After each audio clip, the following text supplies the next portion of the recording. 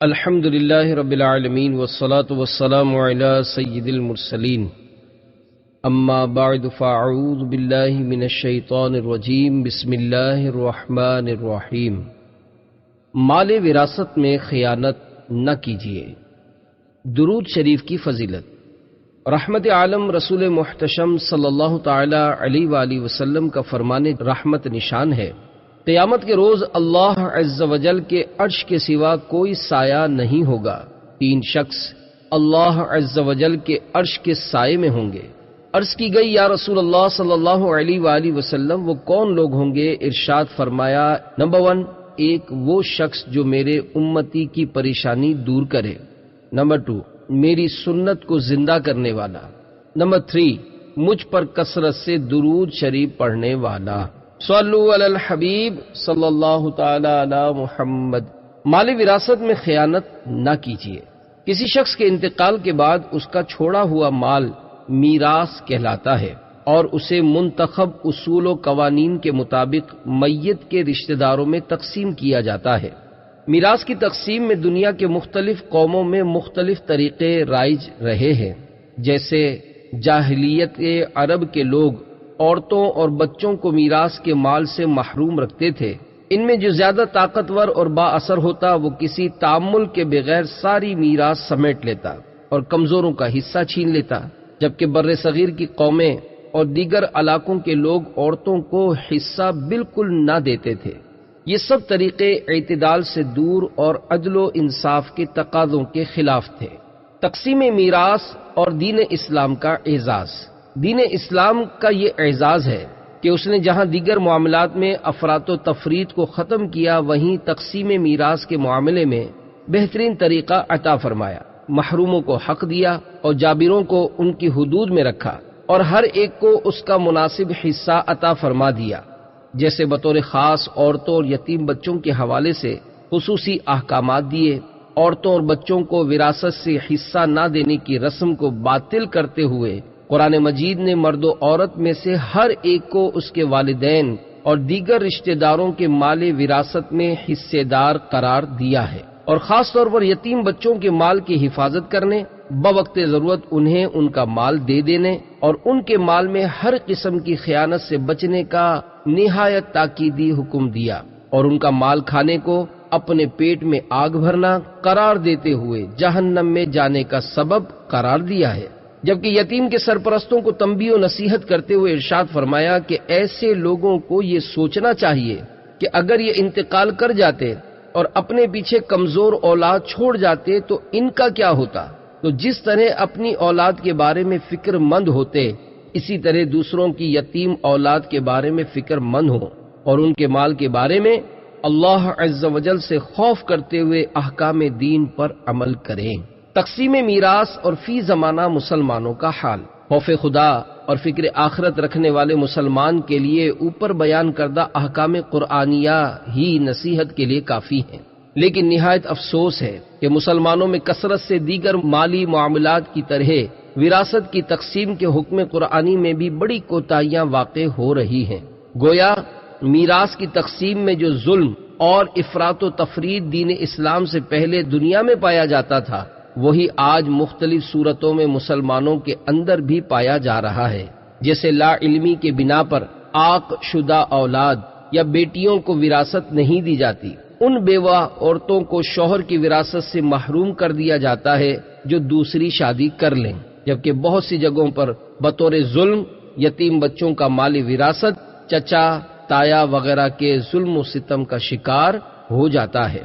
اس سنگین صورتحال کے پیش نظر اللہ تعالیٰ اور اس کے پیارے حبیب صلی اللہ علیہ وآلہ وسلم کے وراثت کے متعلق دیے ہوئے احکامات پر عمل کی طرف راغب کرنے اور ان احکام کی خلاف ورزی کرنے پر عذاب الہی سے ڈرانے کے لیے یہ اہم رسالہ مرتب کیا گیا ہے۔ اللہ تعالیٰ اس مختصر رسالے کو مسلمانوں کے لیے نفع بخش بنائے اور اس کا مطالعہ کر کے انہیں اپنی اصلاح کی کوشش کرنے کی توفیق عطا فرمائے، آمین۔ دین اسلام اور احکام میراث۔ میراث کی تقسیم چونکہ ایک اہم معاملہ ہے، اور اس میں ظلم و ستم، حق تلفی، مالی بددیانتی اور آپس میں لڑائی فساد کا بہت اندیشہ ہے۔ اس لیے اللہ تعالیٰ نے میراث کے اکثر احکام قرآن پاک میں بڑی وضاحت سے بیان فرمائے اور ان پر عمل کرنے کو متعدد انداز میں تاکید کے ساتھ بیان فرمایا، جیسے شروع میں ارشاد فرمایا کہ اللہ تمہیں حکم دیتا ہے، اور یہ حکم بیان کر کے میراث کی تقسیم کا طریقہ بیان فرمایا۔ یوصیکم اللہ فی اولادکم للذکر مثل حظ الانثیین فَإِن كُنَّ نِسَاءً فَوْقَ اثْنَتَيْنِ فَلَهُنَّ ثُلُثَا مَا تَرَكَ وَإِن كَانَتْ وَاحِدَةً فَلَهَا النِّصْفُ وَلِأَبَوَيْهِ لِكُلِّ وَاحِدٍ مِّنْهُمَا السُّدُسُ مِمَّا تَرَكَ إِن كَانَ لَهُ وَلَدٌ فَإِن لَّمْ يَكُن لَّهُ وَلَدٌ وَوَرِثَهُ أَبَوَاهُ فَلِأُمِّهِ الثُّلُثُ فَإِن كَانَ لَهُ إِخْوَةٌ فَلِأُمِّهِ السُّدُسُ مِن بَعْدِ وَصِيَّةٍ يُوصِي بِهَا أَوْ دَيْنٍ۔ ترجمہ کنز العرفان۔ اللہ تمہیں تمہاری اولاد کے بارے میں حکم دیتا ہے، بیٹے کا حصہ 2 بیٹیوں کے برابر ہے، پھر اگر صرف لڑکیاں ہوں اگرچہ 2 سے اوپر تو ان کے لیے ترکے کا 2/3 حصہ ہوگا، اور اگر ایک لڑکی ہو تو اس کے لیے آدھا حصہ ہے، اور اگر میت کی اولاد ہو تو میت کے ماں باپ میں سے ہر ایک کے لیے ترکے سے 6واں حصہ ہوگا۔ پھر اگر میت کی اولاد نہ ہو اور ماں باپ چھوڑے تو ماں کے لیے 1/3 حصہ ہے، پھر اگر اس میت کے کئی بہن بھائی ہوں تو ماں کا 6واں حصہ ہوگا۔ یہ سب احکام اس وصیت کو پورا کرنے کے بعد ہوں گے جو فوت ہونے والا کر گیا، اور قرض کی ادائیگی کے بعد ہوں گے۔ اور ارشاد فرماتا ہے وَلَكُمْ نِصْفُ مَا تَرَكَ أَزْوَاجُكُمْ إِن لَّمْ يَكُن لَّهُنَّ وَلَدٌ وَإِن كَانَ لَهُنَّ وَلَدٌ فَلَكُمُ الرُّبُعُ مِمَّا تَرَكْنَ مِن بَعْدِ وَصِيَّةٍ يُوصِينَ بِهَا أَوْ دَيْنٍ وَلَهُنَّ الرُّبُعُ مِمَّا تَرَكْتُمْ إِن لَّمْ يَكُن لَّكُمْ وَلَدٌ فَإِن كَانَ لَكُمْ وَلَدٌ فَلَهُنَّ الثُّمُنُ مِمَّا تَرَكْتُم مِّن بَعْدِ وَصِيَّةٍ تُوصُونَ بِهَا أَوْ دَيْنٍ وَإِن كَانَ رَجُلٌ يُورَثُ كَلَالَةً أَوِ امْرَأَةٌ وَلَهُ أَخٌ أَوْ أُخْتٌ فَلِكُلِّ وَاحِدٍ مِّنْهُمَا السُّدُسُ فَإِن كَانُوا أَكْثَرَ مِن ذَلِكَ فَهُمْ شُرَكَاءُ فِي الثُّلُثِ مِن بَعْدِ وَصِيَّةٍ يُوصَى بِهَا أَوْ دَيْنٍ غَيْرَ مُضَارٍّ وَصِيَّةً مِّنَ اللَّهِ وَاللَّهُ عَلِيمٌ حَلِيمٌ۔ ترجمہ کنز العرفان۔ اور تمہاری بیویاں جو مال چھوڑ جائیں اگر ان کی اولاد نہ ہو تو ان میں سے تمہارے لیے آدھا حصہ ہے، پھر اگر ان کی اولاد ہو تو ان کے ترکے میں سے تمہارے لیے 1/4 حصہ ہے۔ یہ حصہ اس وصیت کے بعد ہوں گے جو انہوں نے کی ہو اور قرض کی ادائیگی کے بعد ہوں گے، اور اگر تمہارے اولاد نہ ہو تو تمہارے ترکے میں سے عورتوں کے لیے 1/4 حصہ ہے، پھر اگر تمہارے اولاد ہو تو ان کا تمہارے ترکے میں سے 8واں حصہ ہے۔ یہ حصے اس وصیت کے بعد ہوں گے وصیت تم کر جاؤ اور قرض کی ادائیگی کے بعد ہوں گے۔ اور اگر کسی ایسے مرد یا عورت کا ترکہ تقسیم کیا جانا ہو جس نے ماں باپ اور اولاد میں سے کوئی نہ چھوڑا اور صرف ماں کی طرف سے اس کا ایک بھائی یا ایک بہن ہو تو ان میں سے ہر ایک کے لیے 6واں حصہ ہوگا، پھر اگر وہ ماں کی طرف والے بہن بھائی ایک سے زیادہ ہوں تو سب 1/3 میں شریک ہوں گے۔ یہ دونوں صورتیں بھی میت کی اس وصیت کے اور قرض کی ادائیگی کے بعد ہوں گی جس وصیت میں اس نے ورثہ کو نقصان نہ پہنچایا ہو۔ یہ اللہ کی طرف سے حکم ہے اور اللہ بڑے علم والا بڑے حلم والا ہے۔ میراث میں جو حصے مقرر کیے گئے ان کی مقدار کی مکمل حکمت اور مصلحت اللہ تعالیٰ ہی بہتر جانتا ہے۔ ہماری عقل و شعور کو اس کی گہرائی تک رسائی حاصل نہیں ہے، اس لیے اللہ تعالیٰ نے حصے بیان کرنے کے بعد واضح طور پر ارشاد فرمایا کہ آباؤکم و ابناؤکم لا تدرون ایہم اقرب لکم نفعا فریضۃ من اللہ ان اللہ کان علیما حکیما۔ ترجمہ کنز العرفان، تمہارے باپ اور تمہارے بیٹے تمہیں معلوم نہیں کہ ان میں کون تمہیں زیادہ نفع دے گا، یہ اللہ کی طرف سے مقرر کردہ حصہ ہے، بے شک اللہ بڑے علم والا حکمت والا ہے۔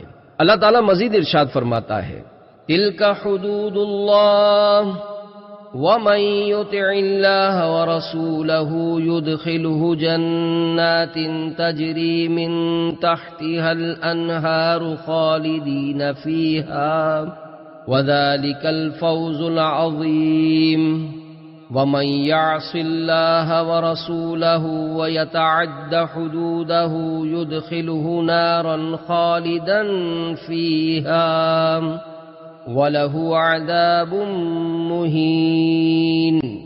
ترجمہ کنز العرفان، یہ اللہ کی حدیں ہیں، اور جو اللہ اور اللہ کے رسول کی اطاعت کرے تو اللہ اسے جنتوں میں داخل فرمائے گا جن کے نیچے نہریں بہہ رہی ہیں، ہمیشہ ان میں رہیں گے، اور یہی بڑی کامیابی ہے۔ اور جو اللہ اور اس کے رسول کی نافرمانی کرے اور اس کی تمام حدوں سے گزر جائے تو اللہ اسے آگ میں داخل کرے گا جس میں وہ ہمیشہ رہے گا، اور اس کے لیے رسوا کن عذاب ہے۔ تقسیم میراث کی اہمیت۔ وراثت میں ہر وارث کو اس کا حق دینا کتنا ضروری ہے، اس کا اندازہ اس رکوع میں بیان کردہ چیزوں سے لگائیں۔ نمبر 1، شروع میں فرمایا کہ اللہ تعالیٰ تمہیں وراثت تقسیم کرنے کا حکم دیتا ہے۔ نمبر 2، رکوع کے آخر میں فرمایا کہ وراثت کے احکام اللہ تعالیٰ کی مقرر کردہ حدیں ہیں جنہیں توڑنے کی اجازت نہیں۔ نمبر 3، جو وراثت کو کما حق ہو تقسیم کر کے اطاعت الہی کرے گا اور حدود الہی کی پاسداری کرے گا وہ ہمیشہ ہمیشہ کے لیے جنت کے باغوں میں داخل ہوگا۔ نمبر 4، جو وراثت میں دوسرے کا حق مارے گا اور حدود الہی کو توڑے گا وہ اللہ عز و جل اور رسول صلی اللہ علیہ وآلہ وسلم کا نافرمان ہے۔ نمبر 5، ایسا شخص جہنم کی بھڑکتی آگ میں داخل ہوگا۔ نمبر 6، اور جو شخص وراثت کے ان احکام کو مانتا ہی نہیں اور اس وجہ سے عمل بھی نہیں کرتا وہ تو ہمیشہ کے لیے جہنم میں جائے گا اور اس کے لیے رسوا کن عذاب ہے۔ میراث سے متعلق بزرگان دین کی احتیاطیں۔ اے کاش مذکورہ بالا وعیدوں کو پڑھ کر ہر مسلمان اللہ تعالیٰ اور اس کے رسول صلی اللہ علیہ وآلہ وسلم کے دیے ہوئے احکامات کے مطابق ہی میراث کو تقسیم کرے اور ان کی خلاف ورزی کرنے کی صورت میں اللہ تعالیٰ کی سخت گرفت اور جہنم کی بھڑکتی ہوئی آگ کے رسوا کن عذاب میں مبتلا ہونے سے ڈرے۔ تقسیم میراث کی اسی اہمیت کے پیش نظر ہمارے بزرگان دین رحمہم اللہ المبین اس معاملے میں کس قدر احتیاط فرماتے تھے، یہاں اس کی کچھ جھلک ملاحظہ ہو۔ مال وراثت کا چراغ بجھا دیا۔ مروی ہے کہ ایک بزرگ رحمت اللہ تعالی علیہ کسی قریب المرگ شخص کے پاس موجود تھے۔ رات میں جس وقت وہ فوت ہوا تو انہوں نے فرمایا کہ چراغ بجھا دو کہ اب اس کے تیل میں ورثاء کا حق شامل ہو گیا ہے۔ مال وراثت کی چٹائی استعمال کرنے سے منع کر دیا۔ حضرت عبد الرحمن بن مہدی رحمت اللہ تعالی علیہ فرماتے ہیں کہ جب میرے چچا کا انتقال ہوا تو میرے والد بے ہوش ہو گئے۔ ہوش آنے پر فرمایا کہ چٹائی کو ورثاء کے ترکے میں داخل کر دو اور اسے اب استعمال نہ کرو کیونکہ اس میں ورثاء کا حق شامل ہو گیا ہے۔ مال وراثت کی چٹائی استعمال کرنے والے کو تنبیہ۔ حضرت ابن ابی خالد رحمت اللہ تعالی علیہ فرماتے ہیں کہ میں حضرت ابو العباس خطاب رحمت اللہ تعالی علیہ کے ساتھ تھا۔ آپ ایک ایسے شخص کی تعزیت کے لیے حاضر ہوئے جس کی بیوی کا انتقال ہو گیا تھا۔ آپ نے گھر میں ایک چٹائی بچھی ہوئی دیکھی تو گھر کے دروازے پر ہی کھڑے ہو گئے اور اس شخص سے فرمایا کہ کیا تیرے علاوہ بھی کوئی وارث ہے؟ اس نے جواب دیا جی ہاں۔ آپ رحمت اللہ تعالی علیہ نے فرمایا کہ تیرا اس چیز پر بیٹھنا کیسا ہے جس کا تو مالک نہیں، تو وہ شخص اس تنبیہ کے بعد اس چٹائی سے اٹھ گیا، میں نے اپنی اولاد کو دوسروں کا حق نہیں دیا۔ یہ تو کسی کے انتقال کے بعد اس کے مال سے متعلق بزرگان دین کا حال تھا، جبکہ اپنے مال اور اس کے ہونے والے ورثاء کے حوالے سے بزرگان دین رحمہم اللہ المبین کس قدر محتاط تھے، اس کی جھلک بھی ملاحظہ ہو۔ چنانچہ مروی ہے کہ حضرت عمر بن عبدالعزیز رحمۃ اللہ تعالی علیہ کے وصال کے وقت مسلمہ بن عبد الملک ان کے پاس حاضر ہوئے اور عرض کی، اے امیر المومنین، آپ نے ایسا کام کیا ہے جو آپ سے پہلے کسی نے نہیں کیا، وہ یہ کہ آپ نے اولاد تو چھوڑی ہے لیکن ان کے لیے مال نہیں چھوڑا، کیونکہ آپ علیہ رحمہ کے پاس مال تھا ہی نہیں، بلکہ وہ تنگ دستی کی زندگی گزار رہے تھے۔ حضرت عمر بن عبدالعزیز رحمۃ اللہ تعالی علیہ نے فرمایا، مجھے بٹھا دو۔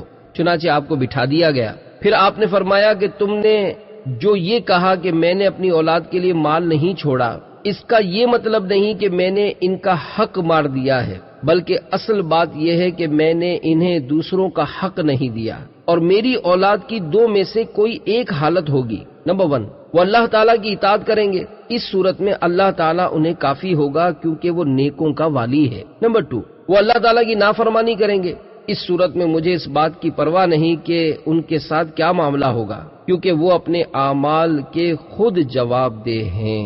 اپنے مال سے متعلق ایک شرعی حکم۔ مذکورہ بالا حکایات کو سامنے رکھتے ہوئے ہر شخص اپنے حال پر غور کر سکتا ہے کہ اسے مال وراثت سے متعلق کس قدر احتیاط کرنے کی ضرورت ہے۔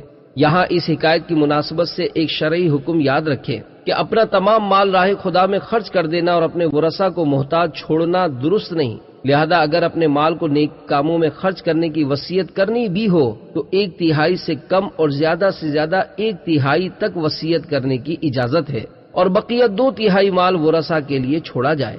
حضرت سعد بن ابی وقاص رضی اللہ تعالی عنہ سے روایت ہے کہ حضور اقدس صلی اللہ علیہ وآلہ وسلم نے ارشاد فرمایا، تیرا اپنے ورثاء کو غنی چھوڑنا اس سے بہتر ہے کہ تو انہیں محتاج چھوڑے کہ وہ لوگوں کے سامنے ہاتھ پھیلائیں۔ تقسیم میراث کے 7 فوائد و برکات۔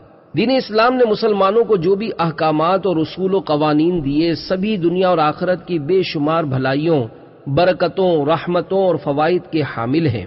یہاں اسلامی اصول و قوانین کے مطابق میراث تقسیم کرنے کے 7 اخروی اور دنیاوی فوائد و برکات ملاحظہ ہوں۔ نمبر 1، شرعی احکام کے مطابق میراث تقسیم کرنے سے اللہ تعالی کی رضا حاصل ہوتی ہے۔ نمبر 2، میراث کے شرعی احکام پر عمل کرنے والا جنت کا حقدار ہوتا اور جہنم کے رسوا کن عذاب سے بچ جاتا ہے، اور یہ بہت بڑی اخروی کامیابی ہے۔ نمبر 3، تقسیم میراث کے اسلامی احکام پر عمل کرنے سے اگر دوسروں کو ترغیب ملے تو جو اس ترغیب کا سبب بنے اسے دوسروں کے عمل کا بھی اجر ملتا ہے۔ نمبر 4، شرعی قوانین کے مطابق میراث میں ملنے والا مال حلال ہوتا ہے، اور حلال مال سے کی جانے والی مالی عبادتیں قبول ہوتی ہیں، اور ان کا قبول ہو جانا بہت بڑا اخروی سرمایہ ہے۔ نمبر 5، شرعی اصولوں کے مطابق میراث تقسیم کرنے سے دولت کی منصفانہ تقسیم ہوتی ہے، ورنہ عموماً لڑائی جھگڑے ہی ہوتے ہیں۔ نمبر 6، کمزور عزیز و اقارب، عورتوں اور بچوں کو وراثت سے ان کا حصہ دینا ان کی خیر خواہی کرنے کی بھی ایک صورت ہے، اور مسلمان کی خیر خواہی دین کا ایک بنیادی مقصد ہے، نیز اس سے ان کی دعائیں، ہمدردی اور محبت بھی ملتی ہیں۔ نمبر 7، شریعت کے مطابق میراث تقسیم کرنے والا ظالموں اور غاصبوں کی صف میں شامل ہونے، وارثوں کی دشمنی، بغض و حسد اور لوگوں کے طعن و تشنیع سے بچ جاتا ہے۔ میراث تقسیم نہ کرنے کے 7 نقصانات۔ جس طرح اسلامی احکام کے مطابق میراث کا مال تقسیم کرنے کی کثیر اخروی اور دنیاوی فوائد و برکات ہیں، اسی طرح شریعت کے مطابق میراث تقسیم نہ کرنے کے دنیا اور آخرت دونوں میں بہت سے نقصانات بھی ہیں۔ یہاں ان میں سے 7 نقصانات ملاحظہ ہوں۔ نمبر 1، شریعت کے مطابق میراث تقسیم نہ کرنا اللہ تعالیٰ اور اس کے رسول صلی اللہ علیہ وآلہ وسلم کی نافرمانی اور اس کی حدوں کو توڑنا ہے، اور ایسے شخص کے لیے قرآن مجید میں جہنم کے عذاب کی وعید بیان کی گئی ہے۔ نمبر 2، وارث کے مال پر قبضہ جمانے والے سے قیامت کے انتہائی خوفناک دن میں ایک ایک پائی کا حساب لیا جائے گا، اور ہر حقدار کو اس کا حق ضرور دلایا جائے گا۔ نمبر 3، اسلامی اصولوں کے مطابق میراث تقسیم نہ کرنا اور وارثوں کو ان کے حق سے محروم کرنا، اسلامی طریقے سے ہٹنا اور کفار کے طریقے پر چلنا ہے جو ہرگز مسلمان کے شایان شان نہیں۔ نمبر 4، میراث کے حقداروں کا مال کھانے والا ظالم اور کئی صورتوں میں غاصب ہے، اور ایسا شخص ظلم و غصب کی بنا پر جہنم کا مستحق ہے۔ نمبر 5، دوسرے کی میراث پر قبضے کا مال مال حرام ہے، اور حرام مال سے کیا گیا صدقہ مردود ہے، اور ایسے شخص کی دعا بھی قبول نہیں ہوتی۔ نمبر 6، دوسروں کی میراث کا مال کھانے سے کمزور لوگوں کی بد دعائیں ملتی ہیں، اور مظلوم کی بد دعا بارگاہ الہی میں مقبول ہے۔ نمبر 7، میراث کا مال نہ دینے سے دشمنیاں پیدا ہوتی ہیں، اور ایسا شخص لوگوں کی نظر میں ذلت و رسوائی کا شکار ہوتا ہے۔ مال وراثت کے تعلق سے ہونے والے 5 بڑے گناہ۔ مال وراثت کے حوالے سے لوگوں میں پائے جانے والے بڑے بڑے گناہ یہ ہیں، اے کاش کہ ہمارا ذہن ایسا ہو جائے کہ ان گناہوں کو جانتے اور ان کی وعیدیں پڑھتے ساتھ ہی ہمارا توبہ و اجتناب کا ذہن بنتا جائے، اور ہم بھی ان لوگوں کے گروہ میں شامل ہو جائے جن کے بارے میں اللہ تعالیٰ نے ارشاد فرمایا، الذین یستمعون القول فیتبعون احسنہ اولئک الذین ہداہم اللہ واولئک هم اولو الالباب۔ ترجمہ کنز العرفان، جو کان لگا کر بات سنتے ہیں پھر اس کی بہتر بات کی پیروی کرتے ہیں، یہ ہیں جنہیں اللہ نے ہدایت دی اور یہی عقل مند ہیں۔ پہلا گناہ وصیت کے ذریعے وارثوں کو محروم کرنا۔ مرنے والے کے لیے مستحب یہ ہے کہ اپنے مال سے متعلق وصیت کر جائے، اور اسلامی حکم کے مطابق اپنے مال کے 1/3 حصے تک وصیت کی اجازت ہے، مگر افسوس کہ ہمارے معاشرے میں میراث سے محروم کرنے کی یہ صورت بھی عام ہے کہ دنیاوی رنجشوں ناراضیوں کی بنا پر بہت سے لوگ یہ وصیت کر کے مرتے ہیں کہ میرے مال میں سے فلاں کو 1 پائی تک نہ دی جائے، حالانکہ شرعی طور پر وہ اس کے مال کا حقدار ہوتا ہے۔ ایسے افراد کے لیے درج ذیل 2 احادیث میں بڑی عبرت ہے۔ پہلی وعید، وصیت کے ذریعے وارث کو نقصان پہنچانے والا نار جہنم کا مستحق ہے۔ حضرت ابو ہریرہ رضی اللہ تعالیٰ عنہ سے روایت ہے، رسول کریم صلی اللہ علیہ وآلہ وسلم نے ارشاد فرمایا، مرد و عورت 60 سال یعنی بہت لمبے عرصے تک اللہ تعالیٰ کی اطاعت و فرما برداری کرتے ہیں، پھر ان کی موت کا وقت قریب آ جائے اور وہ وصیت میں کسی وارث کو نقصان پہنچائیں تو ان کے لیے جہنم کی آگ واجب ہو جاتی ہے۔ دوسری وعید، اپنی وصیت میں خیانت کرنا برے خاتمے کا سبب ہے۔ حضرت ابو ہریرہ رضی اللہ تعالی عنہ سے روایت ہے، حضور اقدس صلی اللہ علیہ وآلہ وسلم نے ارشاد فرمایا، کوئی آدمی 70 برس تک جنتیوں جیسے عمل کرتا رہتا ہے، پھر اپنی وصیت میں خیانت کر بیٹھتا ہے تو اس کا خاتمہ برے عمل پر ہوتا ہے اور وہ جہنم میں داخل ہو جاتا ہے، اور کوئی شخص 70 برس تک جہنمیوں جیسے عمل کرتا رہتا ہے، پھر اپنی وصیت میں انصاف سے کام لیتا ہے تو اس کا خاتمہ اچھے عمل پر ہوتا ہے اور وہ جنت میں داخل ہو جاتا ہے۔ دوسرا گناہ مستحق وارث کو اس کا حصہ نہ دینا۔ دوسرا بڑا گناہ یہ ہے کہ کئی صورتوں میں جہالت کی وجہ سے اور کئی جگہ غفلت کی وجہ سے اور کئی جگہ ظلم کی وجہ سے مستحق وارث کو اس کا حصہ نہیں دیا جاتا، جیسے بہت سی صورتوں میں بہنوں یا بھائیوں یا نانی دادی دادا کا وراثت میں حصہ بن رہا ہوتا ہے لیکن لا علمی کی وجہ سے نہیں دیا جاتا، اور یوں ہی ماں کا حصہ بنتا ہے لیکن غفلت کی وجہ سے نہیں دیا جاتا، جبکہ ظلمن نہ دینا تو واضح ہی ہے۔ ان صورتوں کے حوالے سے ہمیں غور کرنا چاہیے کہ ہم مسلمان ہیں اور ہمارے لیے اللہ عز و جل اور اس کے رسول صلی اللہ علیہ وآلہ وسلم کا فرمان سب سے مقدم ہے۔ آئیے دیکھتے ہیں کہ ہمارا دین ہمیں کیا حکم دے رہا ہے۔ میراث سے محروم کرنے کی وعیدیں۔ وارث کو اس کا حصہ دینا اللہ تعالیٰ کے احکام کی اطاعت ہے، جبکہ اسے محروم کر دینا کافروں کا طرز عمل، احکام الہی کی صریح خلاف ورزی اور جہنم میں لے جانے والا عمل ہے۔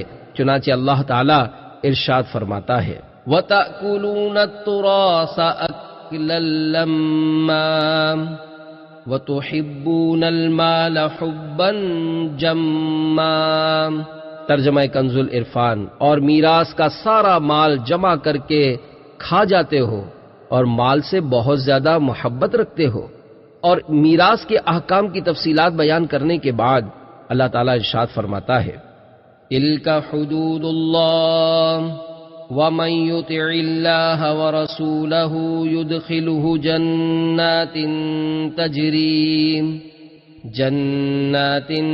تجري من تحتها الأنهار خالدين فيها وذلك الفوز العظيم ومن يعص الله ورسوله ويتعد حدوده يدخله نارا خالدا فيها وله عذاب مهين۔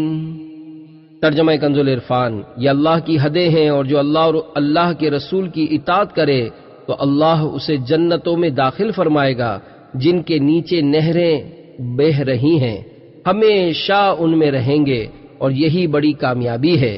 اور جو اللہ اور اس کے رسول کی نافرمانی کرے اور اس کی تمام حدوں سے گزر جائے تو اللہ اسے آگ میں داخل کرے گا جس میں وہ ہمیشہ رہے گا، اور اس کے لیے رسوا کن عذاب ہے۔ اور حضرت انس رضی اللہ تعالی عنہ سے روایت ہے، حضور اکرم صلی اللہ علیہ وآلہ وسلم نے ارشاد فرمایا، یعنی جو شخص اپنے وارث کی میراث کاٹے گا، اللہ تعالیٰ قیامت کے دن جنت سے اس کی میراث کو کاٹ دے گا۔ تیسرا گناہ دوسروں کی وراثت دبانا، مال حرام حاصل کرنا ہے۔ کسی دوسرے وارث کا مال قبضہ جمانے والے کے لیے مال حرام ہے۔ حرام مال حاصل کرنا اور کھانا کبیرہ گناہ اور اللہ عز و جل کی بارگاہ میں سخت ناپسندیدہ ہے۔ حرام مال حاصل کرنے اور اسے کھانے کی 4 وعیدیں۔ احادیث میں مال حرام سے متعلق بڑی سخت وعیدیں بیان کی گئی ہیں، یہاں ان میں سے 4 احادیث ملاحظہ ہوں۔ پہلی وعید، مال حرام سے صدقہ قبول نہیں اور اسے چھوڑ کر مرنا جہنم میں جانے کا سبب ہے۔ حضرت عبداللہ بن مسعود رضی اللہ تعالی عنہ سے روایت ہے کہ نبی اکرم صلی اللہ علیہ وآلہ وسلم نے ارشاد فرمایا، جو بندہ مال حرام حاصل کرتا ہے اگر اس کو صدقہ کرے تو مقبول نہیں، اور خرچ کرے تو اس کے لیے اس میں برکت نہیں، اور اپنے بعد چھوڑ کر مرے تو جہنم میں جانے کا سامان ہے۔ اللہ تعالیٰ برائی سے برائی کو نہیں مٹاتا، ہاں نیکی سے برائی کو مٹاتا ہے، بے شک خبیث کو خبیث نہیں مٹاتا۔ دوسری وعید، حرام غذا سے پلنے والے جسم پر جنت حرام ہے۔ حضرت ابو بکر صدیق رضی اللہ تعالی عنہ سے روایت ہے، سرور کائنات صلی اللہ علیہ وآلہ وسلم نے ارشاد فرمایا، اللہ تعالیٰ نے اس جسم پر جنت حرام فرما دی ہے جو حرام غذا سے پلا بڑھا ہو۔ تیسری وعید، لقمہ حرام کھانے والے کے 40 دن کے عمل مقبول نہیں۔ تاجدار رسالت صلی اللہ علیہ وآلہ وسلم نے حضرت سعد رضی اللہ تعالی عنہ سے ارشاد فرمایا، اے سعد اپنی غذا پاک کر لو، مستجاب الدعوات ہو جاؤ گے۔ اس ذات پاک کی قسم جس کے قبضہ قدرت میں محمد صلی اللہ علیہ وآلہ وسلم کی جان ہے، بندہ حرام کا لقمہ اپنے پیٹ میں ڈالتا ہے تو اس کے 40 دن کے عمل قبول نہیں ہوتے، اور جس بندے کا گوشت حرام سے پلا بڑا ہو اس کے لیے آگ زیادہ بہتر ہے۔ چوتھی وعید، حرام کھانے پینے والے کی دعا قبول نہیں ہوتی۔ حضرت ابو ہریرہ رضی اللہ تعالیٰ عنہ فرماتے ہیں، سرکار دو عالم صلی اللہ علیہ وآلہ وسلم نے ایک شخص کا ذکر کیا جو لمبا سفر کرتا ہے، اس کے بال پرا گندہ اور بدن غبار آلود ہے، اور وہ اپنے ہاتھ آسمان کی طرف اٹھا کر یا رب پکار رہا ہے، حالانکہ اس کا کھانا حرام، پینا حرام، لباس حرام اور غذا حرام ہو، پھر اس کی دعا کیسے قبول ہوگی؟ اللہ تعالیٰ مسلمانوں کو حرام مال حاصل کرنے سے بچنے اور حلال مال حاصل کرنے کی توفیق عطا فرمائے، آمین۔ چوتھا گناہ، وارث کا مال غصب کرنا۔ کسی کی وراثت کا حصہ دبا لینا ناحق مال کھانے میں داخل ہے، اور اس سے اللہ تعالیٰ نے منع فرمایا ہے۔ چنانچہ ارشاد فرمایا، یا ایھا الذین آمنوا لا تأکلوا اموالکم بینکم بالباطل۔ ترجمہ کنز العرفان، اے ایمان والو، باطل طریقے سے آپس میں ایک دوسرے کے مال نہ کھاؤ۔ اور جب کوئی وارث مال وراثت سے اپنا حصے پر قبضہ کر لے، پھر دوسرا وارث اس کے حصے کو چھین لے، تو یہ کسی مسلمان کا مال ناحق غصب کرنا ہے۔ مسلمان کا مال ناحق غصب کرنے کی 3 وعیدیں احادیث میں مسلمان کا مال ناحق غصب کرنے پر بڑی سخت وعیدیں بیان کی گئی ہیں، یہاں ان میں سے 3 احادیث ملاحظہ ہوں۔ پہلی وعید، غاصب کو بروز قیامت 7 زمینوں کا طوق پہنایا جائے گا۔ حضرت سعید بن زید رضی اللہ تعالی عنہ سے روایت ہے، نبی کریم صلی اللہ علیہ وآلہ وسلم نے ارشاد فرمایا، جس نے بالشت کے برابر زمین ناحق لی تو قیامت کے دن اسے 7 زمینوں کا طوق پہنایا جائے گا۔ دوسری وعید، غاصب کے فرائض و نوافل مقبول نہیں۔ حضرت سعد رضی اللہ تعالیٰ عنہ سے روایت ہے، رسول کریم صلی اللہ علیہ وآلہ وسلم نے ارشاد فرمایا، جو زمین کے کسی ٹکڑے پر ناجائز طریقے سے قابض ہوا تو اسے 7 زمینوں کا طوق ڈالا جائے گا اور اس کا نہ کوئی فرض قبول ہوگا نہ نفل۔ تیسری وعید، غاصب قیامت کے دن کوڑی ہو کر بارگاہ الہی میں حاضر ہوگا۔ حضرت اشعث بن قیس کندی سے روایت ہے، حضور انور صلی اللہ علیہ وآلہ وسلم نے ارشاد فرمایا، جو شخص دوسرے کے مال پر قبضہ کرے گا وہ قیامت کے دن اللہ تعالی سے کوڑی ہو کر ملے گا۔ اللہ تعالیٰ اس برے فعل سے بھی ہماری حفاظت فرمائے، آمین۔ پانچواں گناہ، یتیم وارثوں کو ان کے حصے سے محروم کر دینا۔ وراثت کے مسئلے میں سنگین ترین صورتحال یتیم وارثوں کو ان کے حصے سے محروم کرنا اور انہیں حصہ نہ دینا ہے۔ یتیموں کا مال ناحق کھانے کی 4 وعیدیں۔ ایسے لوگوں کے لیے درج ذیل آیت اور 3 احادیث میں بڑی عبرت ہے۔ چنانچہ پہلی وعید، بطور ظلم یتیموں کا مال کھانے والے بھڑکتی آگ میں جائیں گے۔ اللہ تعالیٰ ارشاد فرماتا ہے، ان الذين يأكلون اموال اليتامى ظلما انما يأكلون في بطونهم نارا وسيصلون سعيرا۔ ترجمہ کنز العرفان، بے شک وہ لوگ جو ظلم کرتے ہوئے یتیموں کا مال کھاتے ہیں وہ اپنے پیٹ میں بالکل آگ بھرتے ہیں اور ان قریب یہ لوگ بھڑکتی ہوئی آگ میں جائیں گے۔ دوسری وعید، مال یتیم ناحق کھانے والوں کے منہ سے آگ نکل رہی ہوگی۔ حضرت ابو برزہ رضی اللہ تعالی عنہ سے روایت ہے، حضور اقدس صلی اللہ علیہ وآلہ وسلم نے ارشاد فرمایا، قیامت کے دن ایک قوم اپنی قبروں سے اس طرح اٹھائی جائے گی کہ ان کے منہوں سے آگ نکل رہی ہوگی۔ عرض کی گئی، یا رسول اللہ صلی اللہ علیہ وآلہ وسلم وہ کون لوگ ہوں گے؟ ارشاد فرمایا، کیا تم نے اللہ تعالیٰ کے اس فرمان کو نہیں دیکھا؟ ان الذين يأكلون اموال اليتامى ظلما انما يأكلون في بطونهم نارا۔ ترجمہ کنز العرفان، بے شک وہ لوگ جو ظلم کرتے ہوئے یتیموں کا مال کھاتے ہیں وہ اپنے پیٹ میں بالکل آگ بھرتے ہیں۔ تیسری وعید، یتیموں کا مال ظلمن کھانے والوں کا دردناک عذاب۔ حضرت ابو سعید خدری رضی اللہ تعالی عنہ سے روایت ہے، رسول اکرم صلی اللہ علیہ وآلہ وسلم نے ارشاد فرمایا، میں نے معراج کی رات ایسی قوم دیکھی جن کے ہونٹ اونٹوں کے ہونٹوں کی طرح تھے اور ان پر ایسے لوگ مقرر تھے جو ان کے ہونٹوں کو پکڑتے پھر ان کے منہوں میں آگ کے پتھر ڈالتے جو ان کے پیچھے سے نکل جاتے۔ میں نے پوچھا، اے جبرائیل علیہ السلام یہ کون لوگ ہیں؟ عرض کی، یہ وہ لوگ ہیں جو یتیموں کا مال ظلم سے کھاتے تھے۔ چوتھی وعید، یتیم کا مال ناحق کھانے والا جنت اور اس کی نعمتوں سے محروم ہو جائے گا۔ حضرت ابو ہریرہ رضی اللہ تعالی عنہ سے روایت ہے، نبی کریم صلی اللہ علیہ وآلہ وسلم نے ارشاد فرمایا، 4 شخص ایسے ہیں جنہیں جنت میں داخل نہ کرنا اور اس کی نعمتیں نہ چکھانا اللہ تعالیٰ پر حق ہے۔ نمبر 1، شراب کا عادی۔ نمبر 2، سود کھانے والا۔ نمبر 3، ناحق یتیم کا مال کھانے والا۔ نمبر 4، والدین کا نافرمان۔ یتیم کا مال کھانے سے کیا مراد ہے؟ یتیم کا مال ناحق کھانا کبیرہ گناہ اور سخت حرام ہے۔ قرآن پاک میں نہایت شدت کے ساتھ اس کے حرام ہونے کا بیان کیا گیا ہے۔ افسوس کہ لوگ اس میں بھی پرواہ نہیں کرتے۔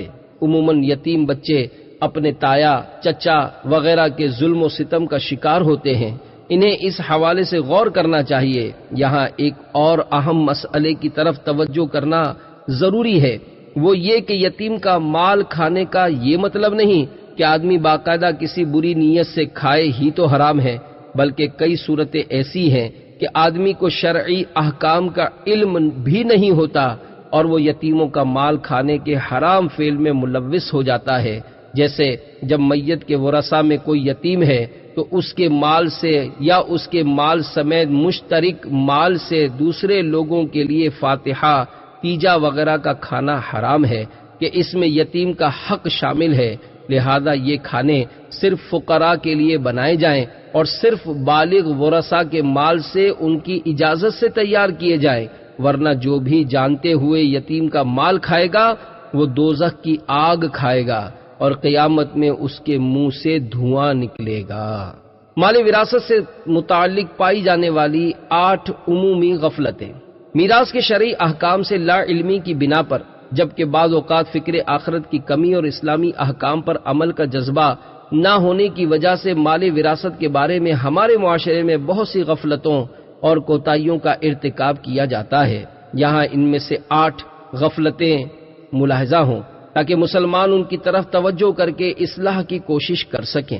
پہلی غفلت، یتیم وارث کے مال سے میت کی فاتحہ، نیاز اور سوئم وغیرہ کے اخراجات کرنا۔ کسی شخص کا انتقال ہونے پر اسے ثواب پہنچانے کے لیے ورثاء سوئم، 10واں، 40واں، فاتحہ اور نذر و نیاز کا اہتمام کرتے ہیں۔ یہ اچھے اور باعث ثواب اعمال ہیں، لیکن اس میں بعض اوقات یہ غفلت برتی جاتی ہے کہ ان امور پر ہونے والے اخراجات میت کے چھوڑے ہوئے مال سے کیے جاتے ہیں، اور اس کے وارثوں میں یتیم اور نابالغ بچے بھی ہوتے ہیں، اور ان کے حصے سے بھی وہ اخراجات لیے جاتے ہیں۔ حالانکہ یتیموں یا دیگر نابالغ ورثاء کے حصے سے یہ کھانے پکا کر لوگوں کو کھلانا ناجائز و حرام ہے، بلکہ اگر یتیم یا کوئی نابالغ وارث اجازت بھی دے دے تب بھی ان کا مال ان کاموں میں استعمال کرنا جائز نہیں۔ لہذا نہایت ضروری ہے کہ اس طرح کے کھانے صرف بالغ ورثاء کی رضامندی سے ان کے حصے سے کیے جائیں۔ نیز یہ بھی یاد رکھیں کہ جنازے کے بعد کا کھانا اور سوئم کا کھانا ہمارے ہاں کے عرف و رواج میں دعوت میت کے طور پر ہوتا ہے، اور یہ کھانا صرف فقیروں کے لیے جائز ہے، مالداروں کے لیے نہیں۔ لہذا اگر بالغ ورثاء بھی ان کھانوں کا اہتمام کریں تو صرف فقراء کو کھلائیں۔ نوٹ: ایصال ثواب کے ثبوت سے متعلق معلومات حاصل کرنے کے لیے شیخ طریقت امیر اہل سنت بانی دعوت اسلامی حضرت علامہ مولانا محمد الیاس عطار قادری رضوی دامت برکاتہم العالیہ کا رسالہ فاتحہ اور ایصال ثواب کا طریقہ کا مطالعہ فرمائیں۔ دوسری غفلت، یتیم اور نابالغ ورثاء کے حصوں سے بیجا اخراجات کرنا۔ یتیم بچوں کو وراثت میں جو حصہ ملتا ہے یا اس کے علاوہ ان کی اپنی کسی جائز کمائی یا تحفہ وغیرہ کے ذریعے جو مال انہیں ملتا ہے اسے خرچ کرنے کے حوالے سے عام گھروں میں بہت سی غفلتیں اور کوتاہیاں پائی جاتی ہیں، جیسے یتیم اور نابالغ وارثوں کا حصہ جدا نہیں کرتے بلکہ سبھی کے ساتھ مشترک رکھتے ہیں، اور اسی مشترکہ مال سے صدقہ و خیرات کیا جا رہا ہوتا ہے۔ رشتہ داروں میں غمی خوشی کے مواقع پر لین دین چل رہا ہوتا ہے، گھر میں آنے والے مہمانوں کی مہمان نوازی ہو رہی ہوتی ہے، بھائی بہن کی شادی میں اور تعلیم وغیرہ میں وہی مال صرف ہو رہا ہوتا ہے۔ اس مشترکہ مال میں یہ سب تصرفات ناجائز و حرام ہیں، کیونکہ اس میں یتیم کا مال بھی شامل ہے جسے ان معاملات میں خرچ کرنا جائز نہیں۔ لہذا عافیت اسی میں ہے کہ یتیم اور نابالغ وارث کا حصہ جدا کر دیا جائے، اس کے بعد دیگر بالغ ورثاء باہمی رضامندی سے ان معاملات میں مال وراثت خرچ کرے۔ یتیم کا مال گھر کے افراد کے لیے مشترکہ پکائے گئے کھانے اور اس سے ملتی جلتی چیزوں میں ملا لینا جائز ہے، لیکن صدقہ و خیرات، مہمان نوازی اور رشتہ داریوں کے لین دین میں دینا ہرگز جائز نہیں۔ تیسری غفلت، بیٹیوں اور بہنوں کو میراث سے حصہ نہ دینا۔ ہمارے معاشرے میں بیٹیوں اور بہنوں کو میراث سے ان کا حصہ نہ دینا بھی عام ہوتا جا رہا ہے، حالانکہ باپ کے مال میں بیٹیوں کا حق قرآن مجید کی نص قطعی سے ثابت ہے جسے کوئی ختم نہیں کر سکتا۔ یاد رہے، لڑکیوں کو حصہ نہ دینا حرام قطعی ہے، لہذا اگر والدین نے وصیت وغیرہ کے ذریعے بیٹیوں کو ان کے حصے سے محروم کر دیا، یا بیٹوں نے بہنوں کو ان کا حصہ دینے کے بجائے سارا مال آپس میں تقسیم کر لیا، یا ان کا حصہ کسی غیر وارث کو دے دیا، تو یہ ضرور ظلم ہے، اور ایسے لوگوں پر توبہ کے ساتھ ساتھ بیٹیوں اور بہنوں کو ان کا حصہ لوٹا دینا لازم ہے۔ اور ان کا یہ عذر کرنا غلط ہے کہ لڑکی کی شادی دھوم دھام سے کر دی تھی اس لیے وہ میراث کی حقدار نہیں ہے، چوتھی غفلت، بیٹیوں اور بہنوں سے وراثت کا حصہ معاف کروا لینا۔ وراثت ایک ایسا مالی حق ہے جو لازمی طور پر وارث کی ملکیت میں آ جاتا ہے، وہ اسے بہر صورت لینا ہی ہے، نہ اسے معاف کر سکتا ہے اور نہ ہی اس سے معاف کروایا جا سکتا ہے۔ ہاں، ہمارے ہاں بعض اوقات وراثت کی حقدار عورتیں جیسے بیٹیاں اور بہنیں اپنا حصہ لینے کے بجائے معاف کر دیتی ہیں، اور بعض اوقات دیگر رشتہ دار انہیں اپنا حصہ معاف کر دینے کا کہتے اور اس پر زور دیتے ہیں۔ یہ دونوں صورتیں غلط ہیں۔ معاف کرنے یا کروانے سے ان کا حصہ ختم نہیں ہوگا۔ مردوں پر لازم ہے کہ وہ حقدار عورتوں کو ان کا حصہ دیں، اور عورتوں پر لازم ہے کہ وہ اپنے حصے کو اپنے قبضے میں لیں۔ البتہ اگر اپنے حصہ وراثت پر قبضہ کرنے کے بعد کسی جبر و اکراہ اور زبردستی کے بغیر محض اپنی خوشی سے کسی دوسرے وارث کو اپنا حصہ دینا چاہیں تو اس کا اختیار انہیں حاصل ہے۔ پانچویں غفلت، بیوہ دوسری شادی کر لے تو اسے پہلے شوہر کی میراث سے حصہ نہ دینا۔ جو عورت شوہر کے انتقال کے وقت اس کے نکاح یا اس کی عدت میں ہو وہ اپنے شوہر کی وارث ہے، پھر اگرچہ وہ عدت پوری کرنے کے بعد دوسری شادی کر لے، جب بھی اس کا حق وراثت باقی رہتا ہے، ختم نہیں ہو جاتا۔ ہمارے ہاں دوسری شادی کر لینے کی وجہ سے بیوہ کو اس کا حصہ نہیں دیا جاتا۔ یہ حکم الہی کی صریح خلاف ورزی اور ناجائز و حرام ہے، اور اس سے بچنا ہر مسلمان پر لازم ہے۔ چھٹی غفلت، زندگی میں والدین سے جائیداد تقسیم کرنے کا جبری مطالبہ کرنا۔ زندگی میں ہر شخص اپنے مال اور اس میں تصرف کرنے کا مالک ہے، وہ جس کو جتنا چاہے دے سکتا ہے، کیونکہ یہ دینا بطور میراث نہیں، وراثت تو مرنے کے بعد تقسیم ہوتی ہے۔ البتہ اگر کوئی شخص اپنی زندگی میں اولاد کے درمیان اپنی تقسیم کرنا چاہتا ہے تو سب بیٹے بیٹیوں کو برابر برابر دینا افضل ہے، اور اگر اولاد میں کوئی علم دین سیکھنے اور دینی خدمت میں مشغول ہے تو اسے دوسروں سے زیادہ دے سکتے ہیں۔ ہمارے ہاں اولاد اپنے والدین کو اس بات پر مختلف طریقوں سے مجبور کرتی ہے کہ وہ اپنی زندگی میں جائیداد تقسیم کر دیں۔ ان کا یہ جبری مطالبہ ناجائز ہے، کیونکہ یہ والدین کی دل آزاری کا سبب ہے جو کہ ناجائز و گناہ ہے۔ ساتویں غفلت، والدین کو اولاد کی وراثت سے حصہ نہ دینا۔ اولاد کے انتقال کے وقت اگر والدین میں سے کوئی ایک یا دونوں زندہ ہیں تو وہ بھی اپنی اولاد کے وارث ہیں اور اس کے ترکہ سے حصہ پائیں گے۔ ہمارے یہاں بعض جگہ یہ سمجھا جاتا ہے کہ اولاد تو والدین کے مال میں حصہ دار ہوتی ہے، لیکن والدین اولاد کے مال میں حصے دار نہیں ہوتے۔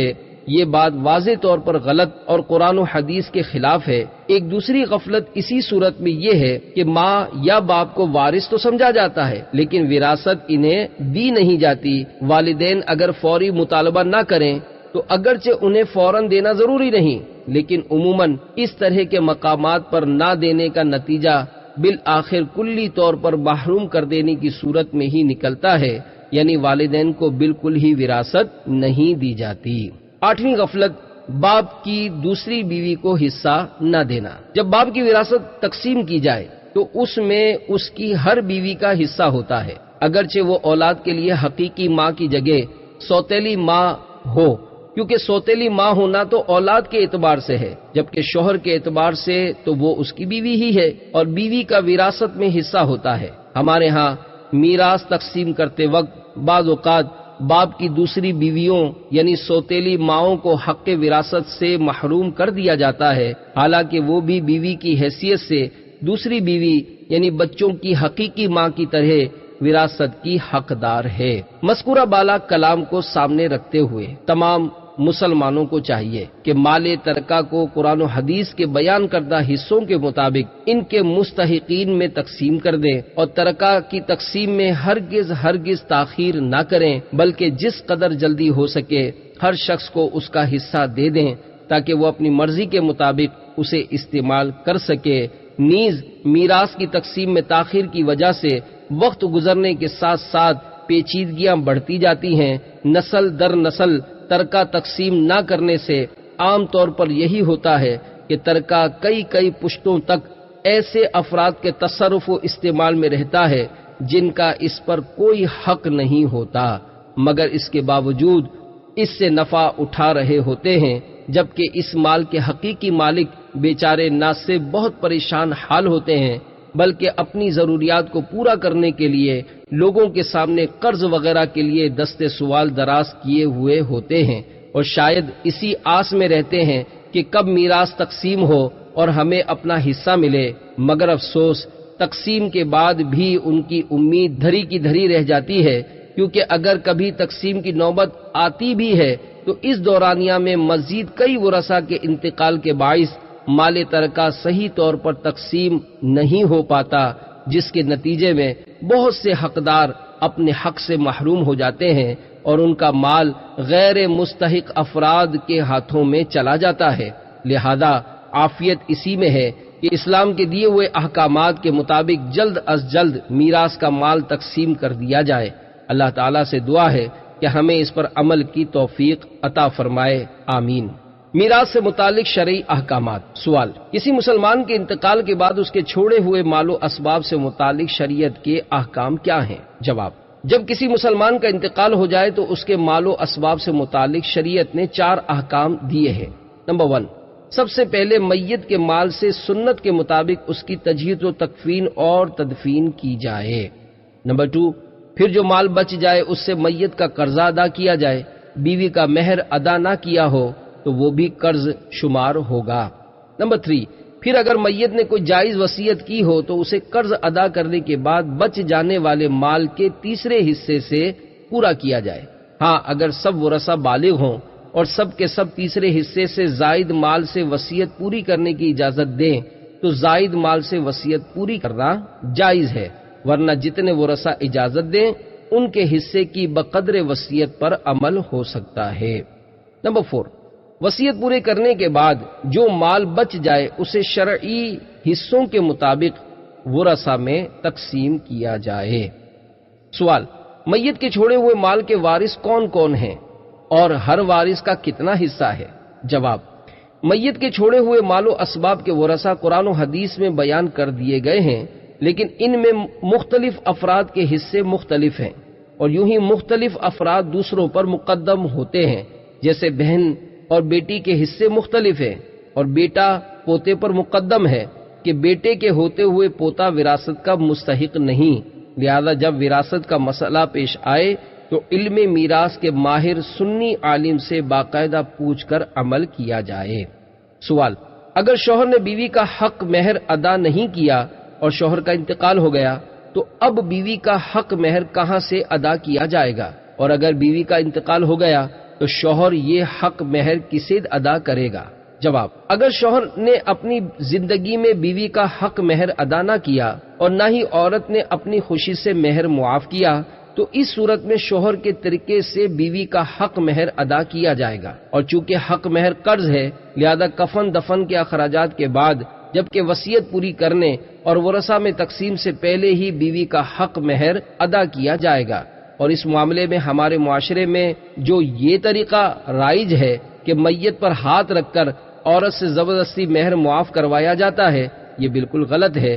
اس کی نہ تو کوئی شرعی حیثیت ہے اور نہ ہی اس طرح معاف کرانے سے حق مہر معاف ہوتا ہے۔ رہی یہ بات کہ اگر حق مہر ادا کرنے سے پہلے بیوی کا انتقال ہو جائے تو اس صورت میں حق مہر کی رقم بیوی کے تمام ورثاء کے درمیان ان کے حصوں کے مطابق تقسیم ہوگی، جس میں شوہر خود بھی حصے دار ہوگا۔ سوال: وصیت کرنے کا شرعی حکم کیا ہے اور کتنے مال کی وصیت کرنی چاہیے؟ جواب: وصیت کرنے کا شرعی حکم یہ ہے کہ اگر مرنے والے کے ذمے کسی قسم کے حقوق اللہ باقی نہ ہوں تو وصیت کرنا مستحب ہے، اور اگر اس پر حقوق اللہ کی ادائیگی باقی ہو، جیسے اس کے ذمے کچھ نمازوں کا ادا کرنا باقی ہو، یا حج فرض ہونے کے باوجود ادا نہ کیا ہو، یا کچھ روزے چھوڑے تھے وہ نہ رکھے ہوں، تو ایسی صورت میں واجب ہے کہ ان چیزوں کا فدیہ دینے کے لیے وصیت کرے۔ میت پر مالی حقوق العباد جیسے لوگوں کا قرضہ ہو تو اسے وصیت میں اس لیے ذکر نہیں کیا کہ وراثت کی تقسیم میں وصیت سے پہلے قرضوں کی ادائیگی کا جداگانہ حکم موجود ہے، یعنی مال چھوڑ کر مرنے والا قرضوں کی ادائیگی کی وصیت کرے یا نہ کرے، بہر صورت قرض ادا کیا ہی جائے گا۔ مستحب یہ ہے کہ انسان اپنے تہائی مال سے کم میں وصیت کرے، خواہ ورثاء مالدار ہوں یا فقراء۔ البتہ جس کے پاس مال تھوڑا ہو اس کے لیے افضل یہ ہے کہ وہ وصیت نہ کرے جبکہ اس کے وارث موجود ہوں، اور جس شخص کے پاس کثیر مال ہو وہ بھی تہائی مال سے زیادہ وصیت نہ کرے۔ سوال: کیا کسی وارث کے لیے وصیت کرنا جائز ہے، جیسے کوئی شخص اپنے بیٹے کے لیے ہی وصیت کرے؟ جواب: ورثہ کے لیے وصیت کرنا جائز نہیں، چنانچہ نبی کریم صلی اللہ علیہ وآلہ وسلم نے ارشاد فرمایا، وارث کے لیے کوئی وصیت نہیں مگر یہ کہ ورثہ چاہیں۔ البتہ اگر کسی نے اپنے وارث کے لیے وصیت کی اور دیگر ورثہ سب بالغ ہوں اور وہ اجازت بھی دے دیں تو وارث کے لیے وصیت جائز و نافذ ہو جائے گی، اور اگر ورثہ میں بالغ و نابالغ سب شامل ہیں اور بعض ورثہ اجازت دے دیں تو ان اجازت دینے والوں میں سے جو بالغ ہیں صرف انہی کے حصوں میں یہ وصیت جائز و نافذ ہو جائے گی، جبکہ یتیم وارث اور نابالغ وارث اور اجازت نہ دینے والے بالغ ورثہ کے حصوں میں یہ وصیت جائز و نافذ نہیں ہوگی۔ سوال: کیا ساس سسر کے ترکے میں داماد یا بہو کا حصہ ہوتا ہے؟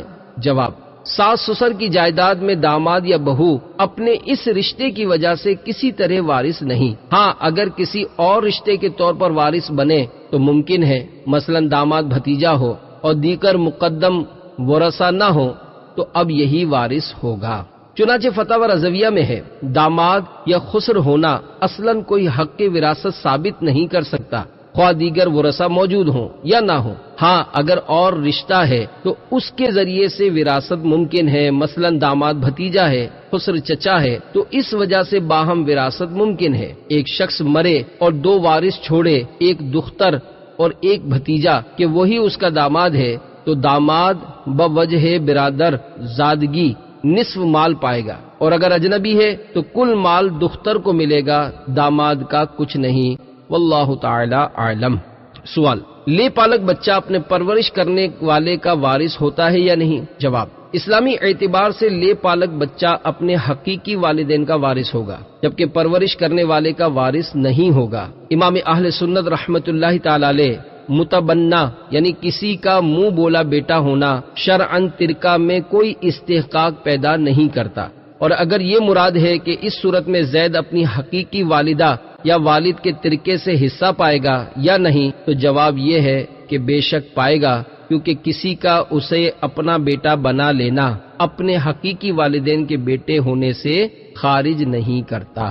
سوال: کیا منہ بولا بیٹا، بہن، بھائی وغیرہ بھی وارث ہوتے ہیں؟ جواب: امام اہل سنت رحمت اللہ تعالی علیہ اسی طرح کے ایک سوال کا جواب دیتے ہوئے ارشاد فرماتے ہیں، منہ بولا بیٹا نہ ایسے شخص کا بیٹا ہوتا ہے اور نہ ہی اپنے باپ سے بے تعلق ہوتا ہے، کیونکہ حقیقتوں میں تغیر نہیں ہوتا، شرعی طور پر وہ اپنے باپ کا وارث ہے، نہ کہ اس دوسرے شخص کا جس نے اس کو منہ بولا بیٹا بنایا ہے۔ اگر دوسرا شخص چاہے تو منہ بولے بیٹے کے حق میں وصیت کر دے تاکہ اس کا مال اس کے منہ بولے بیٹے کے ہاتھ میں آ جائے اور یہ وراثت نہ ہوگی۔ خبردار، وارث کے لیے وصیت نہیں ہوتی، اور کسی کا منہ بولا بیٹا بن جانا اس کے لیے باپ کی میراث سے مانع نہیں ہوتا۔ سوال: والدین کی زندگی میں جو بیٹا یا بیٹی فوت ہو جائے اس کا حصہ ہوگا یا نہیں؟ جواب: شرعی اعتبار سے کسی شخص کے انتقال کے وقت اس کے زندہ ورثہ ہی ترکے کے وارث قرار پاتے ہیں، لہذا جو بیٹا یا بیٹی اپنے والدین کی زندگی میں ہی اس دنیا فانی سے رخصت ہو جائے تو اس کا والدین کے مال میں کوئی حصہ نہ ہوگا، البتہ اگر اپنے والدین کے انتقال کے بعد اور ترکہ تقسیم ہونے سے پہلے کسی وارث کا انتقال ہو جائے تو اس صورت میں وہ وارث ہوگا اور اس کا حصہ اس کے ورثاء کے مابین تقسیم ہوگا۔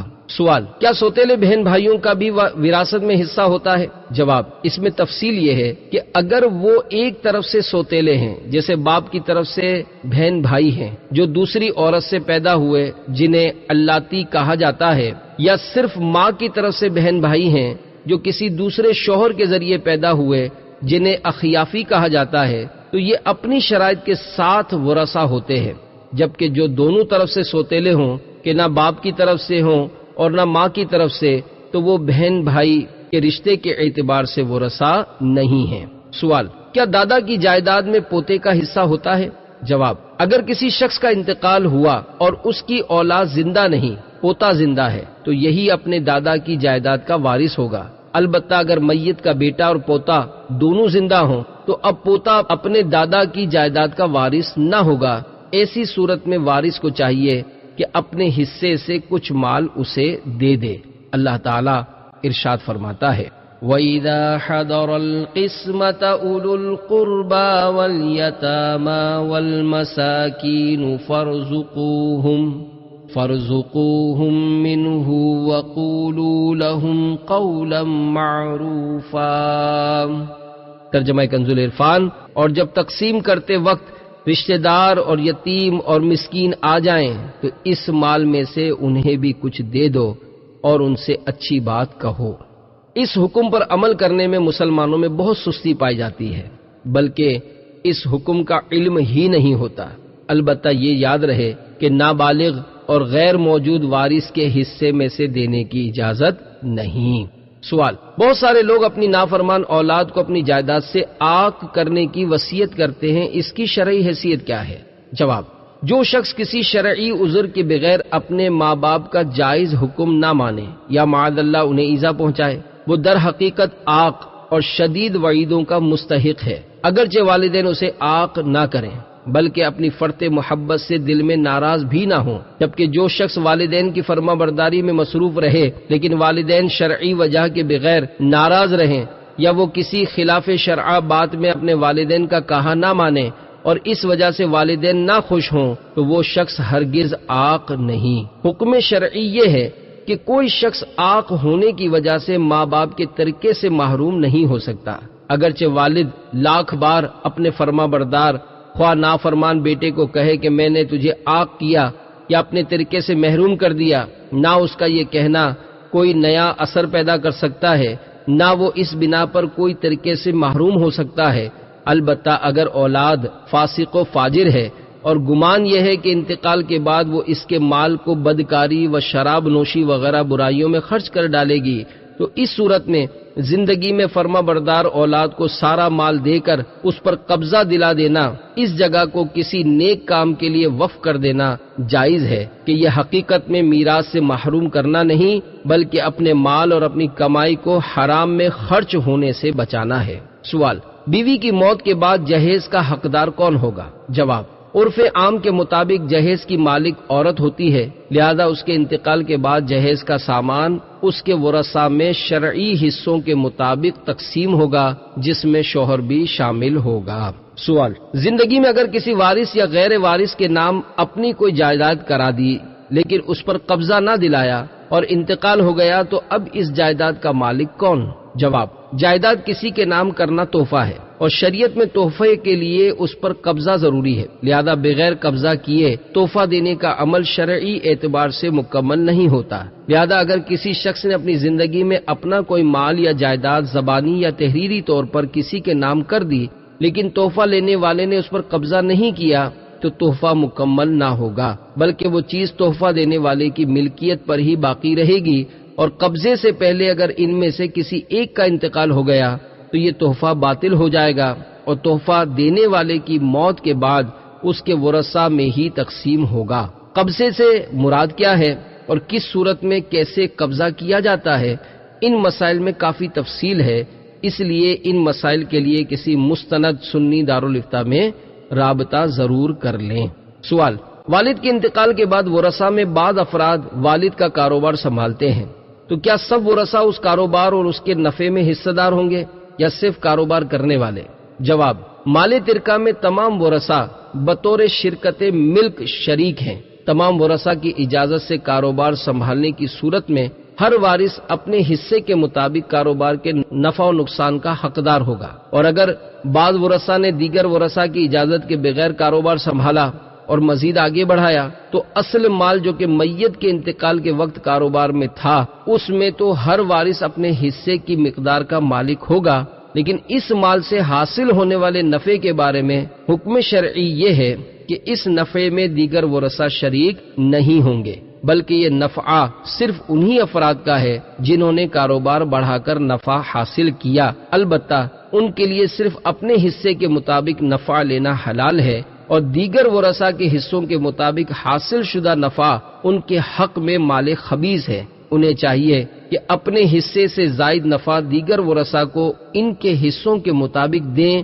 یا خیرات کریں، اپنے خرچ میں نہ لائیں۔ یہ حکم متروکہ جائیداد وغیرہ کے کرایوں کا بھی ہے۔ صلو علی الحبیب صلی اللہ تعالی علی محمد۔